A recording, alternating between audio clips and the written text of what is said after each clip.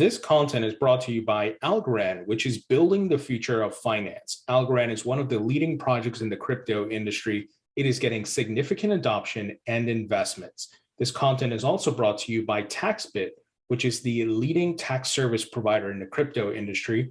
I'm personally a TaxBit user. It makes it so easy to plug in my exchange accounts and calculate my crypto gains and losses. So if you'd like to learn more about Algorand and TaxBit, please visit the links in the description of the podcast and YouTube video.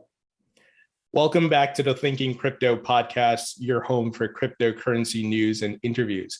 With me today is a very special guest, Randi Zuckerberg, who's the CEO of Zuckerberg Media, an investor, author, and host of a tech business show on SiriusXM. Randi, it's an honor to have you on the show.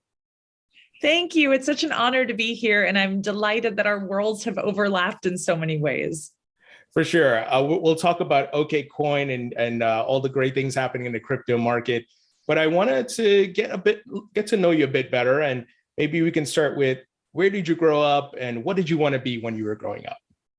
Yeah, I grew up right outside of New York City. And what I think most people don't know about me is that my dream my whole life was to sing on Broadway. Since I was 2 years old, that's what I just would go around the house singing and putting on shows. And so, like most artists, I wound up not working in the arts. I wound up working in technology and in business. But that was my dream when I was a little girl.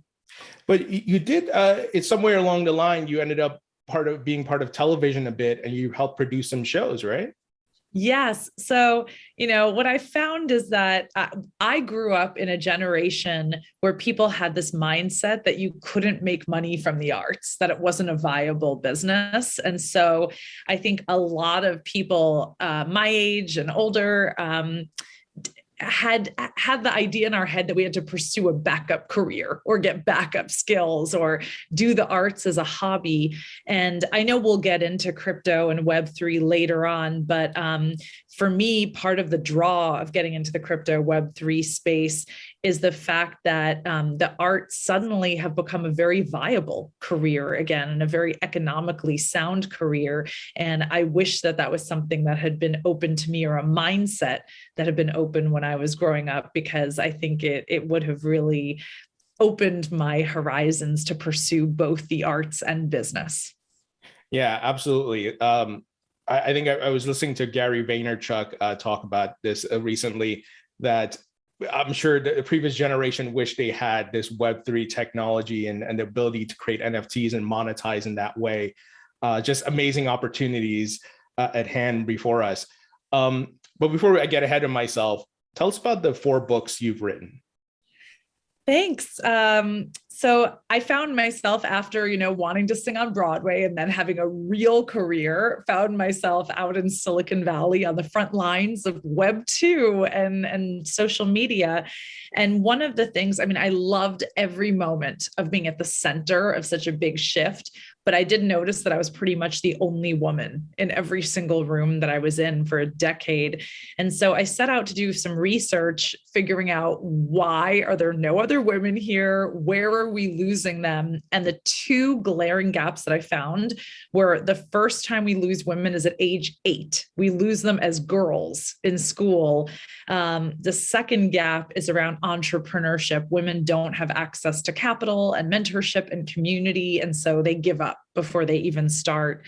And so I set out to write children's books and books for women at that pivotal entrepreneurship period. I had never written a children's book before. I knew nothing about children's entertainment, but I wrote a book called Dot, about a super tech savvy girl. And that ended up getting turned into a popular show on Hulu with Jim Henson, which is such a fun journey to go on. And then I've written 2 business books that are really targeted to women trying to balance their careers and their families and their lives. So that's been an exciting journey, and it's led me down a whole path of really trying to open more doors for women in financial inclusion, in entrepreneurship, and in new worlds like crypto. Well, I have a 4-year-old daughter. I have to get her that book. So that is one of my takeaways from this interview so far. I would love to gift your daughter a copy of Dot. So we'll connect after the interview on that, but that's awesome. Awesome. Tell us about your tech business show on SiriusXM and how that came about. Yeah, I launched the show almost 8 years ago. It's wild to think that I've been on that journey. When I was first launching my SiriusXM show, audio was not cool. It was not a thing. Podcasts weren't a thing yet. Social audio like Clubhouse and Twitter Spaces weren't a thing. And so people thought I was insane. Like, Randi, why would you be spending an hour a week on the radio with people? And for me, I've always found audio one of the most intimate ways to communicate with people. You're in their ear. They're probably maybe only doing one other thing, like commuting or exercising. Like, you really get their undivided attention in a very meaningful way. And you can go really deep on topics. So I've always loved audio as a medium. It's exciting to see how the world in the last 8 years since I launched my show has caught up to it. But the show is called Randi Zuckerberg Means Business. It's every Wednesday on SiriusXM, and it's become really crypto Web3 focused over the last few months as my own passion in that space has increased. But I really go out of my way to feature female entrepreneurs, entrepreneurs of color, people who are underrepresented in other media. That's awesome. And, to your point, it's really wild how audio had this major surge or resurgence, if you want to call that, and with podcasts. And even from my own channel, I've seen that. And I think podcasts are almost so popular now. Like, everybody's getting these big brand deals and things like that. Totally. I mean, it's exciting. It's like I remember when everyone was starting blogs back in the early days, and like podcasting feels like it's now as mainstream as kind of blogs went at the start of the internet, if you will. Yeah, no, that's a great comparison. It so totally feels like that. So tell us, so you were at Harvard, and from there you went to Facebook, and then after that you started Zuckerberg Media. Can you tell us about your entrepreneurial journey and how did the idea come about to start Zuckerberg Media? Sure. Well, I never thought of myself as an entrepreneur ever in my life. And going out to Silicon Valley totally changed my life, because I saw all of these people who, it doesn't matter in Silicon Valley what you did before and what's on your resume. It just matters, if you have an idea and you can execute it on it and you can get other people around you excited. I saw people working for founders half their age. I saw, it didn't seem to matter the kind of things that matter in corporate America. And it was so exciting to me. So after about 7 years of working at Facebook, which was an incredible experience, but for anyone who knows, that is a long time to be in the startup grind and hustle, like working all of those hours and your heart and soul. I caught the entrepreneurship bug myself. I wanted to focus on children's entertainment, like I was telling you about. As soon as I saw that there was that gap for girls, that we lose them, I really wanted to spend a lot of my time doubling down on children's entertainment and filling that gap. I wanted to, really walk the walk. Here I was telling all of these other women to start their own companies and be entrepreneurs, but I wasn't doing that myself. So I thought at the end of the day, it was really important to me to authentically become an entrepreneur myself. So I launched Zuckerberg Media, which is a bit of a holding company for all of the projects that I'm working on. So it's not really a brand that people would recognize, but I think a lot of the projects that we have underneath Zuckerberg Media are really popular within theater, within television, and within different communities. So I'm proud of what we built, and I'm proud of how it's evolving every day as new mediums come about. That's awesome. And under the umbrella of Zuckerberg Media, are you doing any type of investments or venture capital or anything like that? Yes. So I actually launched a fund a few years ago called Broadway Beta Ventures to invest in kind of the intersection of theater and tech. It was finally a moment for me. I thought, okay, my dreams as a 2-year-old, maybe I'm not going to be the person who's on stage, but I can be the person who's changing how the industry is financed and how we think about applying a business rigor to the arts. So I launched that fund, and we've invested in some really amazing both tech concepts in the arts and shows.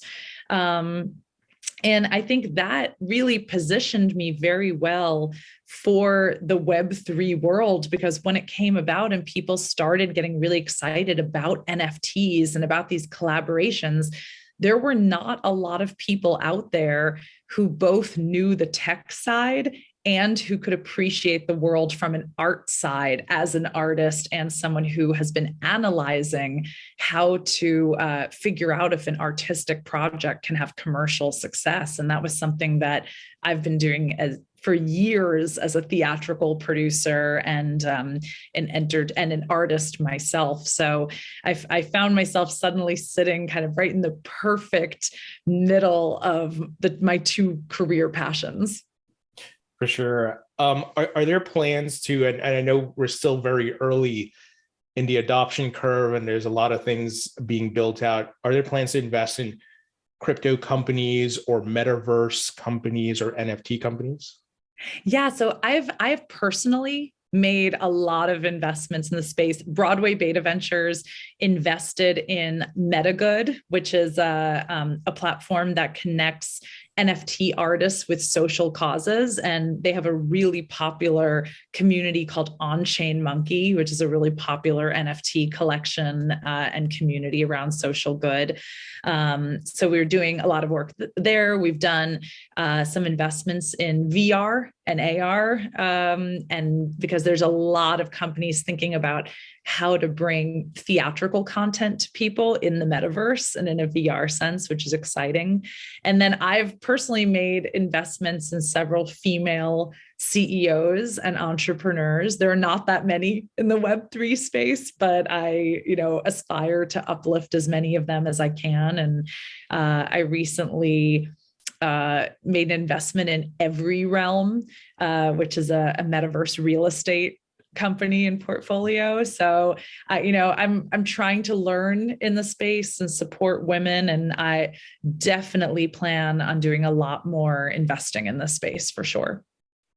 Now, I'm going to ask a question, and it's very broad, and I know it's like probably not a fair question to ask on the spot, but as an entrepreneur who's gone through the process of building a company and years of doing so, what advice would you give to some new entrepreneurs, given that we have Web3, have new technology available, and maybe just some general principles? Like, what would you go back in time to tell a younger version of yourself that, hey, this is going to happen, watch out for this, something along those lines? Oh my gosh, that's such a good question. And it's actually, it's something I've been reflecting on a lot, because all the excitement and enthusiasm and hustle of Web3 that's happening right now, I lived through that already with Web2. I lived through the exact same kind of adrenaline rush and FOMO and chaos. And I was just having this moment. I was walking on the street of New York City by myself a few days ago, and actually a few tears came down my face, because I was thinking, how lucky am I to get to experience this again, but with the wisdom of age and experience and the ability to kind of, see this from a 30,000 foot view. So a few things that I would tell people who are going through this for the first time is, I know this sounds trite, but it is a marathon, not a sprint. And I saw in the beginning of Web2, so many entrepreneurs burnt out before their idea could even get started. And the space is so early right now with Web3 that if you have a great idea right now, it'll still probably take the world another 2 to 3 years to catch up to meeting you where your idea is. And if you burn out before then, that means that you put in all the hard work and got none of the fun of actually seeing the product market fit. And I saw that so much with Web2, that founders were hustling and not taking care of themselves. And then they either burnt out their team or burnt out themselves before they could even really get going. So I wish I could tell that to entrepreneurs.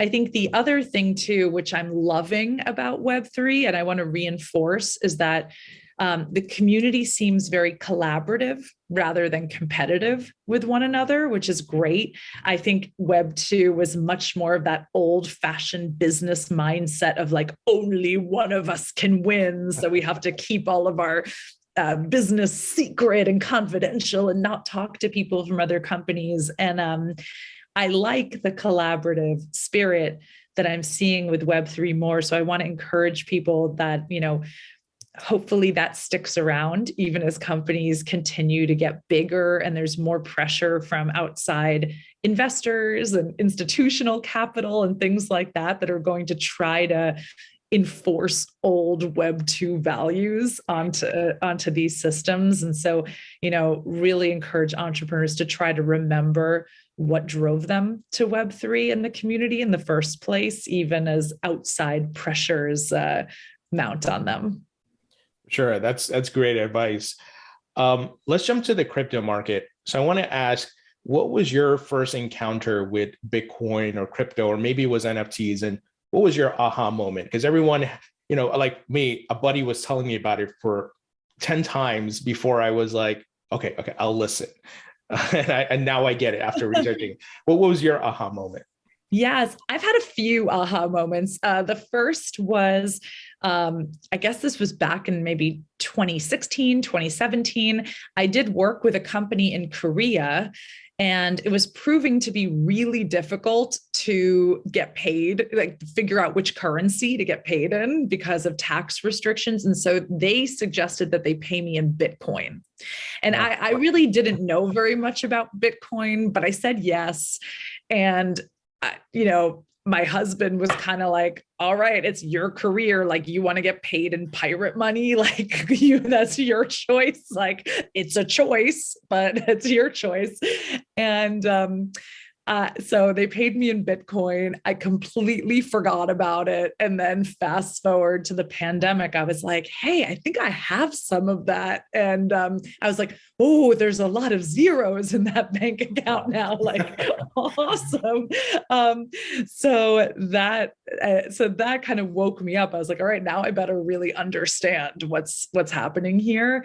But the second, I really have to credit the Okcoin team. They reached out to me to ask if I would consider joining as a brand advisor. And I kind of said, I was like, are you sure you want me as your brand advisor? I'm a bit of a beginner in the crypto space myself. And they said, no, that's exactly the kind of person we need, because if we want to reach the next, 10 million women in crypto, we need to understand that beginner female mindset.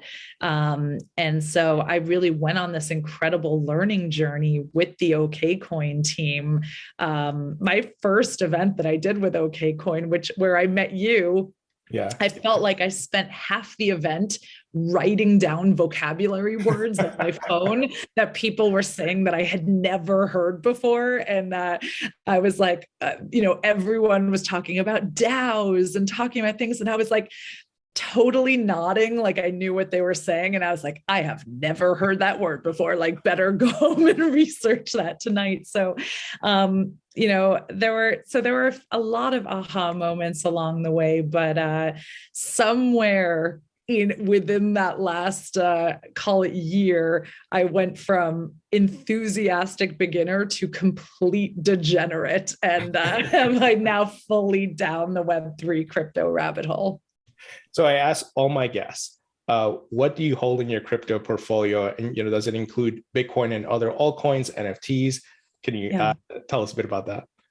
Yeah, I probably hold about a dozen different cryptocurrencies, but NFTs have really proven to be my passion area here.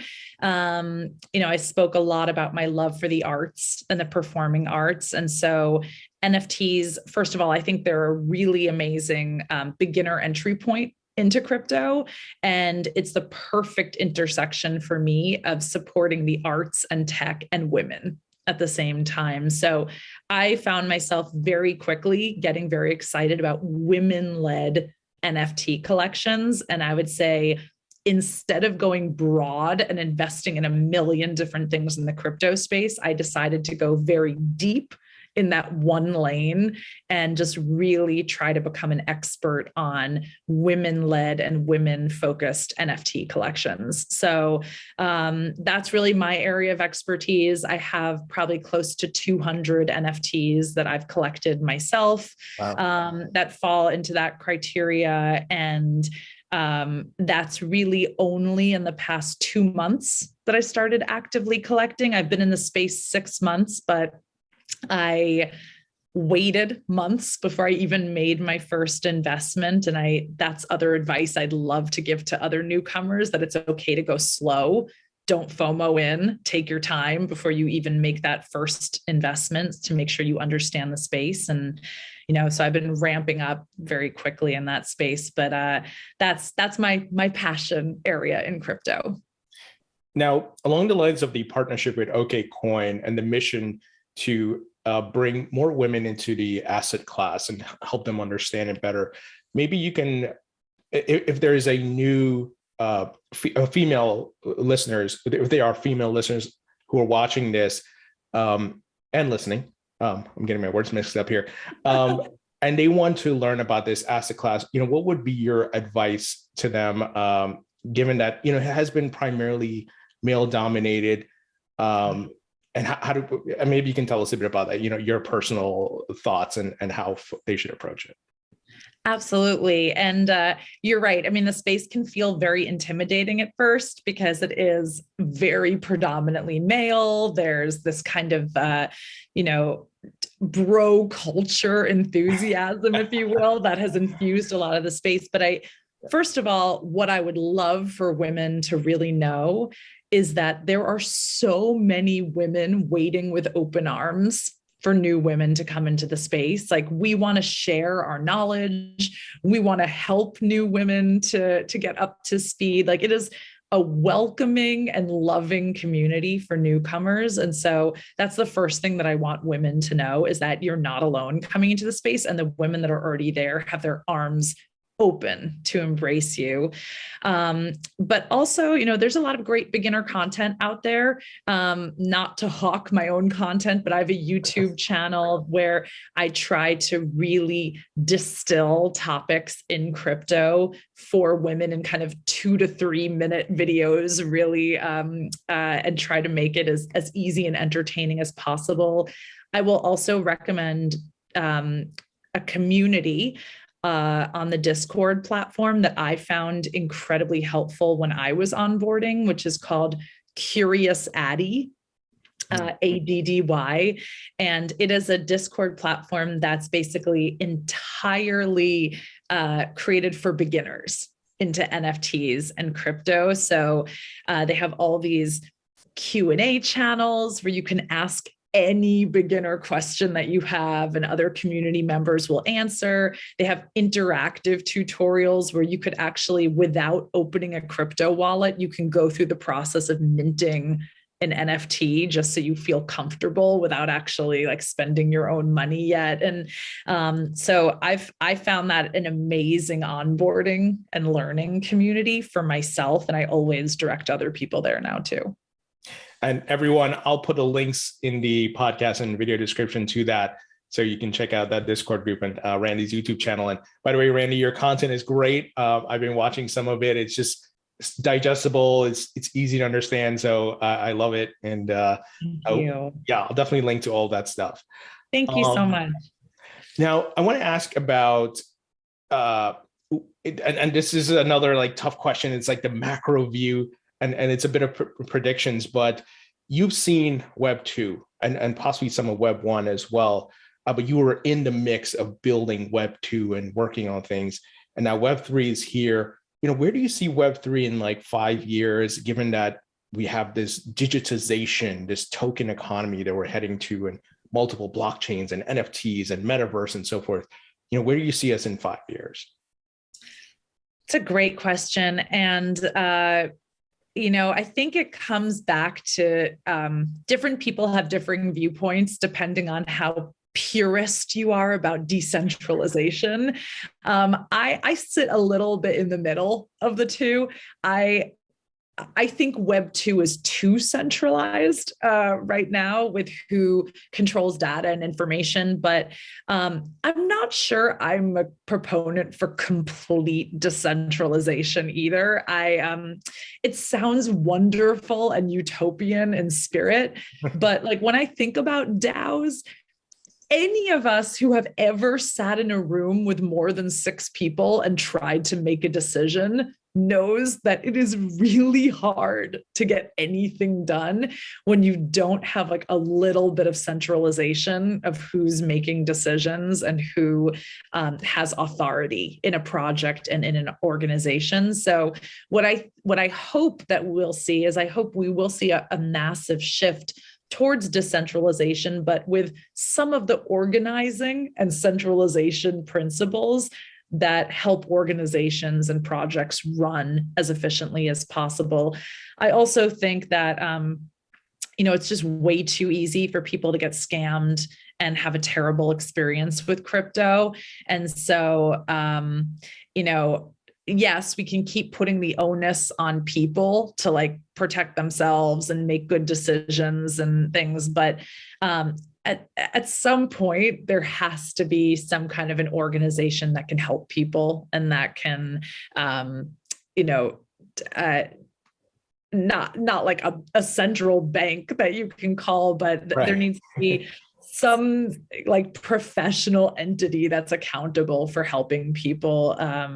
So I don't know what that looks like. And it probably is it's like Web 2.8 rather than Web 3, I guess is what I'm advocating for. But I'm incredibly excited for this new world.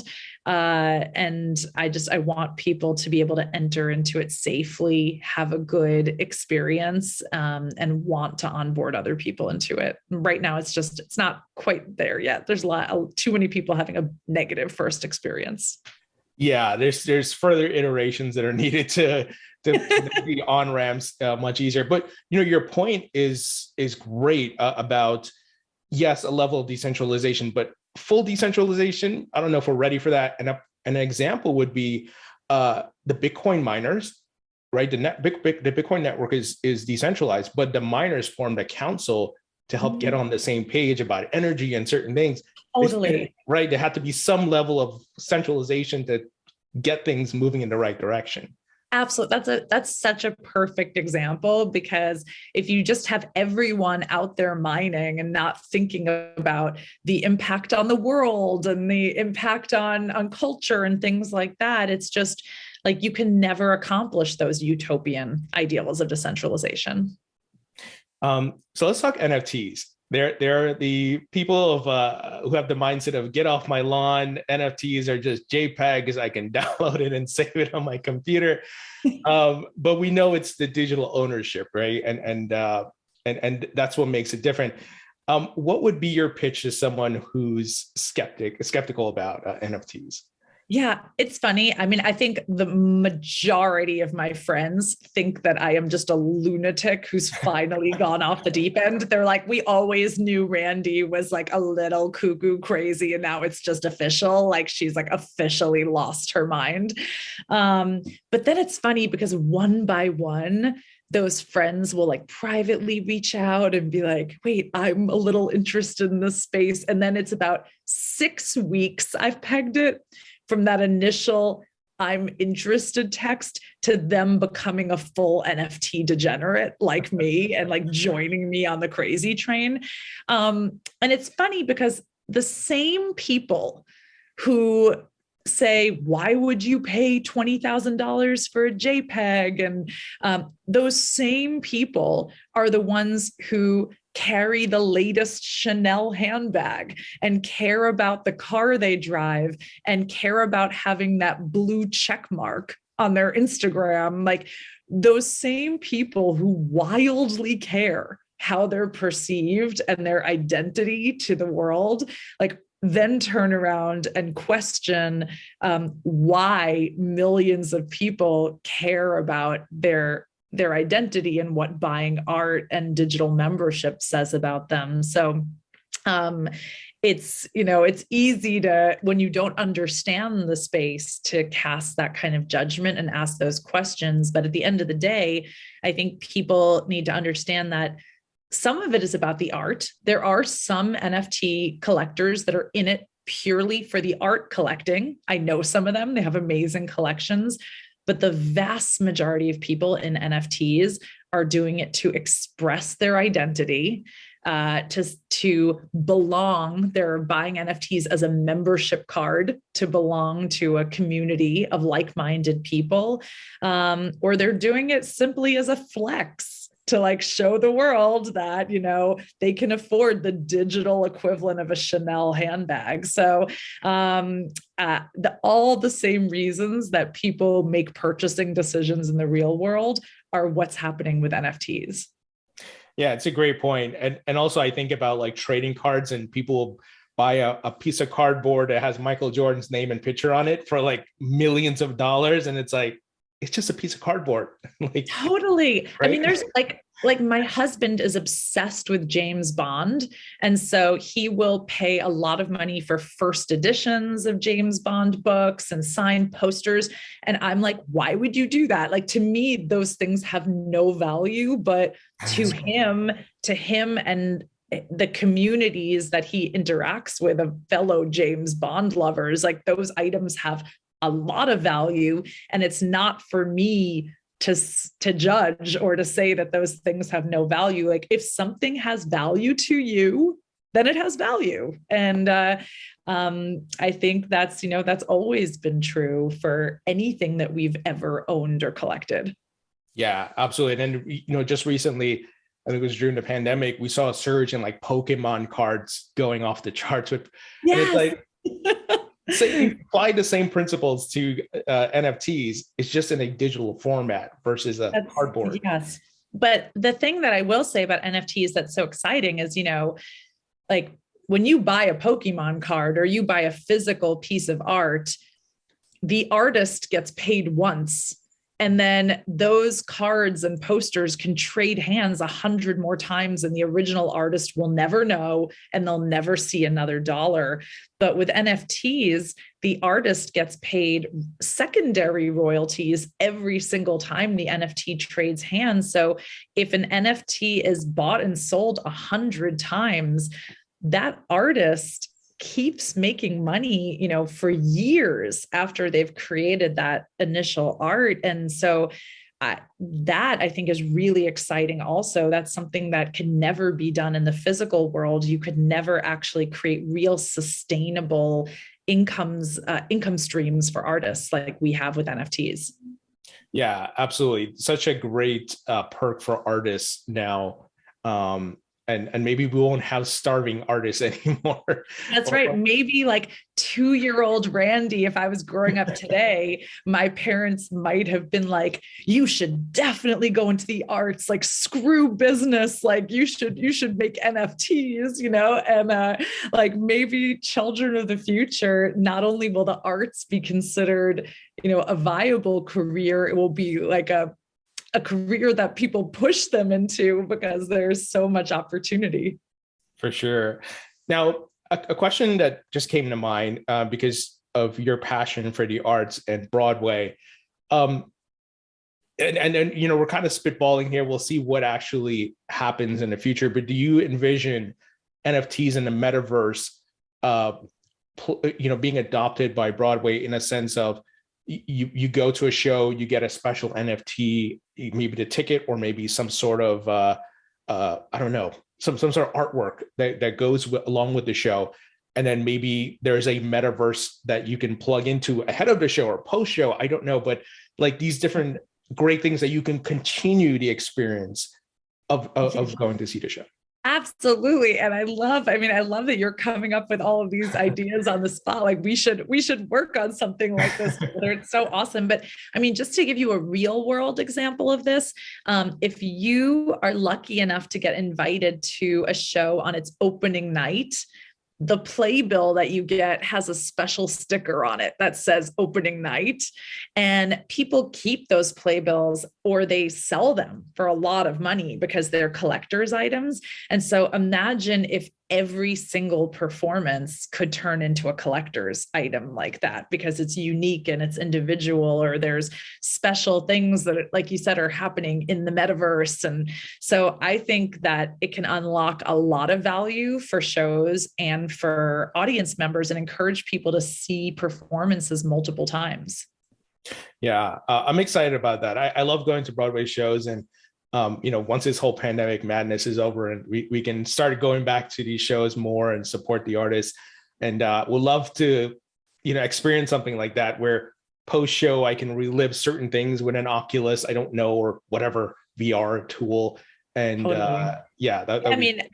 What I love about that is then there'll never be a bad seat in the house. In real life, you could be like 4 million rows back in the 18th balcony. But in VR, there's not a bad seat. So I think there's a lot of perks. So on that note, one could argue that we are in Metaverse 1.0 because our digital identities live on the web, but we're not in some sort of augmented reality VR world yet, but maybe that's what's coming. And what's already on the web, our avatars, our profile photos, and so forth will be, segued into that.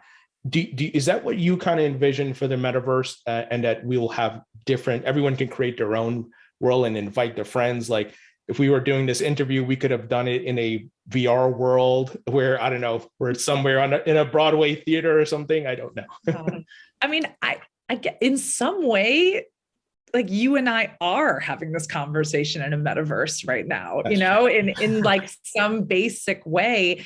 And what I think is so interesting is the last 2 years of this pandemic have really taught all of us that you can have meaningful relationships with colleagues and people over Zoom and video chat and all kinds of digital mediums. I mean, I have people on my team that I've worked with for a year that I've not ever met in person, but I feel like I have a really deep personal connection to them. And so I think this last 2 years, even though it was so terrible on so many levels, trained all of us for the metaverse future. Now, what I will say is that I'm not sure that I believe in a metaverse that's fully VR. I think in order to be accessible, it's going to have to be like on this device. It's going to have to be on our phones. Because otherwise, if it's only VR, you are really leaving a lot of people out of the metaverse future who are full-time caregivers, who are in jobs where they're not at a computer screen all day.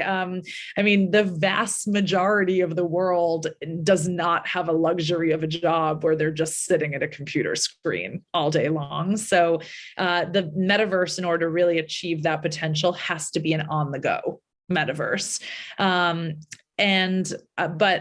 So that's why I think we're still so at the future of all of this. Like, I'm really excited when I play with Decentraland and Sandbox and all of these, but like half the time it doesn't even load. Like it's, it's kind of a disaster. But my children are so used to being on Roblox and Minecraft and all, like they don't even think anything about interacting with people in these digital worlds and universes. So I think we will lay the groundwork for a metaverse future, but it will be the children right now who are growing up with it today who will really catapult it to the next level. That's a great point. Yeah. The generational shift, right? And maybe it's like, this is our Metaverse 1.0 and they're going to be Metaverse 2.0. And yeah, I mean, the other thing I will say too is I think the metaverse, it really depends on how good your life is in real life. I think, like, for example, I live in New York City. There is a lot of stimulation right out, like the actual verse is pretty exciting. Like I go outside my door and there's a million things to do and tons of people. Like I don't really need a metaverse to get stimulated. But I can appreciate that there's a lot of people who do. They might not live in as exciting a place, or they might live in a part of the world where women are not allowed to do certain activities, or it's dangerous to engage in things. And so I always try to think about technology from, not my own privileged perspective, but from the perspective of people who might actually really need that technology to have a level playing field. Yeah, absolutely. Since we're on the topic of New York City, I grew up in New York City, lived in Queens and Brooklyn, went to high school in the city and so forth. New York City's mayor, Eric Adams, he's bullish on crypto. He wants to make New York City more crypto friendly. What are your thoughts on that? And as well as the city, it seems like it's coming back to life. I was just there last week driving around, and it has a special place in my heart. So it's good to see people out and about, still not at 100%, but what are your thoughts on all these things? Yeah. Well, first of all, I mean, I'm really glad to hear that the mayor is crypto forward, but like New York State is not a great place right now to engage in crypto. I mean, quite frankly, it's embarrassing. It is embarrassing that a lot of the big crypto exchanges and wallets cannot even function in New York State. It's embarrassing to me that when I try to make a crypto investment, sometimes it pops up, this investment is not supported in North Korea, Iran, or New York State. Like that's embarrassing. We should all be really angry and frustrated to live in a state that's that backwards or that controlled by Wall Street, that like we can't innovate into the future. And so, while I want to like give the new mayor a pat on the back, no, he doesn't get a pat on the back. It is essential because if he doesn't be crypto forward, he's going to lose tons of entrepreneurs and investors that are going to flee New York because no one's going to tolerate that. So it's not like a nice to have. It is an essential thing that this new mayor turns around the tide on crypto New York. So anyway, I'll get off my soapbox now. That's just my little like crypto New York rant. You're not the only one who feels that way, by the way. I think it's been a pain in the sides of crypto companies and entrepreneurs. The bit license, they have to demolish that thing and get it out. Crazy. I mean, it's so humiliating to me that I sit as a brand advisor for Okcoin, but I can't recommend it to my friends in New York because it's not accessible there. I mean, it infuriates me because I think Okcoin is the best exchange and wallet for newcomers to crypto, but I can't recommend it to my friends in New York. So there are a lot of things that upset me. But anyway, I'll move on from that to the good, which is that New York does seem to be coming back to life. I'm very sad for all the industries that had to shut down over the Christmas holiday, because that's, a lot of industries count on that revenue during that busy time to sustain them through the January, February doldrums of fewer tourists and bad weather. So a lot of industries are hurting a lot right now after 2 years of already hurting. And I really, really hope that we can see this beautiful city rebound soon. Absolutely. Couple more questions and then we'll wrap it up. We have all these great innovations happening under the crypto umbrella, NFTs, Metaverse, different altcoins and things like that. Bitcoin's getting adoption by corporations. Mining is booming in the United States. Yet there are still some roadblocks as it comes to clarity from the government. And I think a lot of folks are wondering, what is President Joe Biden going to do? There's talks of crypto executive orders. There was the infrastructure debacle. What are your thoughts here? Because the United States was a leader when it came to the internet, and it seems like we're slowly moving when we should be moving faster. Yeah, gosh, that's such a great question. I have so many different thoughts on it. And it's funny because I have like my tech entrepreneur thoughts, I have my investor thoughts, I have my mom thoughts, and these were all the same thoughts I had at the beginning of Web 2, which is, on one hand, I was like, no regulation, because every time there's regulation, it stifles entrepreneurship and it stifles innovation.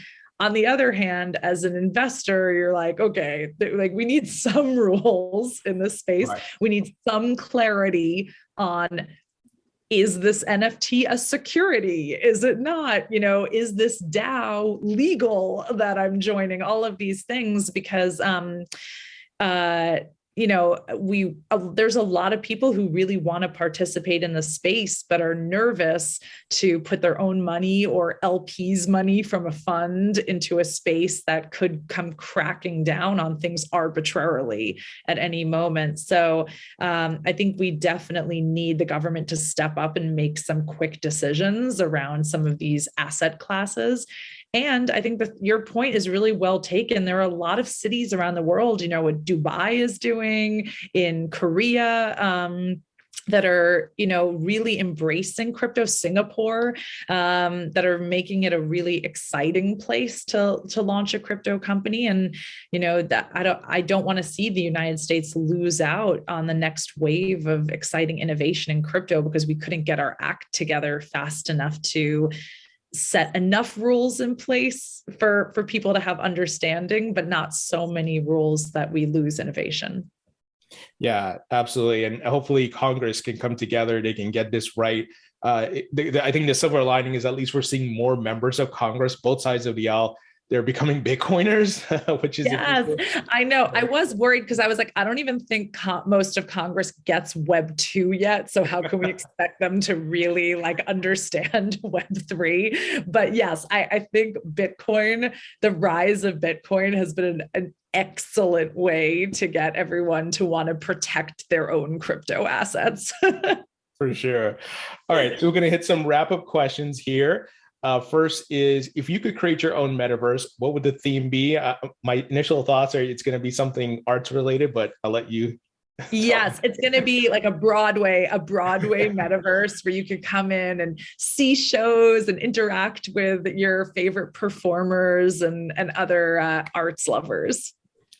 And some rapid fire questions. Favorite food? Sushi. Favorite musician or band? Oh, any Broadway soundtrack. All Broadway all the time here. Favorite movie? Favorite movie. I'm gonna go with the old school Disney, Little Mermaid, Lion King, all of those. I get to watch them pretty often. Yes, now, so. I've been rewatching them with my children now too. It's awesome, and the original Star Wars movies, of course. Oh yeah, those are awesome. Favorite book? I'm gonna. Oh gosh, these are good questions. I'm going to say Where the Red Fern Grows, which is a children's book about loss and love and dogs, which are my favorites. And when you're not working on Zuckerberg Media or studying NFTs, maybe this answers my question, but what's your favorite hobby and pastime? Okay, well, definitely. Okay, if I'm not at the theater, which is what I spend a lot of my time doing, definitely these days, all in collecting NFTs. It's like a hobby, a lifestyle, a job. And now, in addition to collecting NFTs, I found myself being like a mentor and a mama bear to the NFT artists themselves, because a lot of artists stumbled suddenly into these multi-million-dollar businesses, and they don't know how to run a business. They've been an artist their whole life. So I found myself as kind of a mama bear to a lot of NFT creators. That's awesome. I totally respect that you're sharing that knowledge as someone who's an entrepreneur and helping these folks to navigate the waters. That's awesome. Thank you. It's been really fun, and I've been just learning so much about the space and about myself. And I feel like every time I feel like I mastered something, I uncover 30 more areas of Web3 that I know nothing about. So it's there's endless layers to get into. Yeah, even myself, who's been here for a while, oh my gosh, I can't keep up sometimes. But it's all fun because you keep learning, which is awesome. Totally. And it's just, I haven't seen this kind of enthusiasm and excitement since 2007 South by Southwest conference, when like Facebook and Twitter were at the early days. Like that, I remember that moment so clearly, of like that moment was when like everything changed and the iPhone came out that year, and like everything changed. And this is the first time that I've felt that rush again since then. So I hope that any entrepreneur who's in it appreciates the moment that we're in right now. I know it can be stressful and overwhelming, but these moments, they don't come often, and you don't get to, most people don't even get to enjoy them once in their life, let alone twice like I have. So I really hope anyone who's in the space can also take the time to appreciate how amazing it is to be at the center of millions of people changing the way they think about finances. Randi, so awesome speaking with you. It was a pleasure chatting with you. Thank you so much for joining me today. Thank you. What a delight.